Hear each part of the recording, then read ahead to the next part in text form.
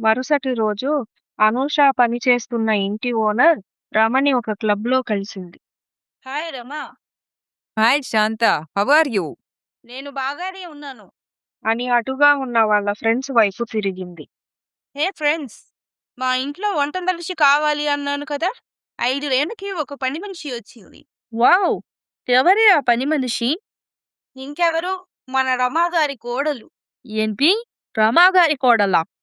రమానే వాళ్ళని ఇంట్లో నుండి పంపేసిందట. అయ్యో, ఎందుకు? ఓనర్ జరిగిందంతా చెప్పింది. ఏంటి రమాగారు ఇదంతా? ఆస్తి కోసం పిల్లల్ని బయటికి పొమ్మన్నారా? రమకి తల కొట్టేసినట్టు అయ్యి అక్కడి నుండి వెళ్ళిపోయింది. రమ ఇంటికి చేరింది. హాల్లో ప్రతాప్ కూర్చొని ఉన్నాడు. రమ కోపంగా ఉండడం చూసి, ఏమైందిరమ్మా? ఎందుకలా ఉన్నావు? మీ ముద్దుల కోడల వల్ల ఈరోజు నేను తలవించుకోవాల్సి వచ్చింది. అనూషనా? ఏం చేసింది? రమ క్లబ్‌లో జరిగిందంతా చెప్పింది. అందులో అనూష తప్పే ఉంది. బతుకు తెర చూసుకోవాలి కదా. దానికి వంట మనిషిగా వెళ్ళడం తప్ప వేరే దారే కనిపించలేదా? వాళ్ళు బతుకుతున్నారు. అది నీకు కష్టంగా అనిపిస్తే వాళ్ళు ఇంటికి రమ్మను.